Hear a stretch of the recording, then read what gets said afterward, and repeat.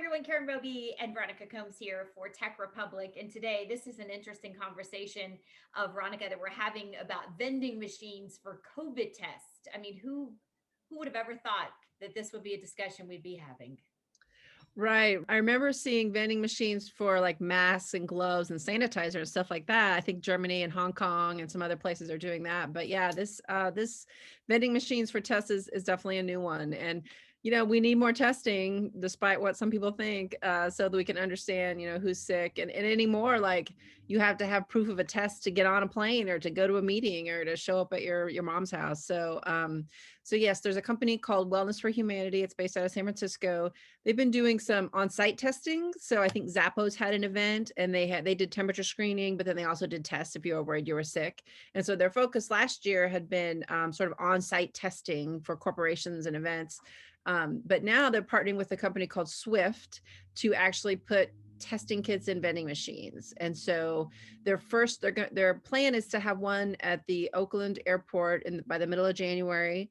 They've done some work in Texas and Ohio and New York. And so those will be the next sites that they're targeting. And basically there's two kinds of tests. There's an antigen test and a saliva test. And the antigen test, you actually get results from the test kit itself within 15 minutes. With the saliva test, you actually drop it back in a box next to the vending machine and have it sent to a lab, and they get back to you with your results. So yeah, this is a new effort to try to get testing, make it easier to get testing. I'm sure you've heard the stories of, I couldn't get an appointment or I did my test and then, 2 weeks later, I still don't know if I'm sick or not. So hopefully this will address travelers, but also students and other people who need a quick response for testing. Yeah, and that's been the problem or the challenge for so long, is just having access to those tests and making affordable and quick turnaround. And so we've definitely come so far, since then. And interesting, you were telling me earlier that this company that Swift that's involved also did the some of the other machines that we've been seeing for quite some time now in airports. Yes, contactless retail. So those big vending machines that have, Band-Aids or makeup or sometimes headphones. You get to the airport and you're like, I don't have my headphones. I have to sit and talk to the person next to me. So they have all kinds of solutions for that kind of contactless retail. So the payment, some of their solutions, you buy what you want on your phone and then you just swipe your credit card to actually buy it. They have lockers also, because people keep getting things stolen off their porch if they order it from Amazon. So they have lockers you can go to. They've worked with Best Buy, CVS, and 7-Eleven actually. So they're the ones with the machines and the technological interface.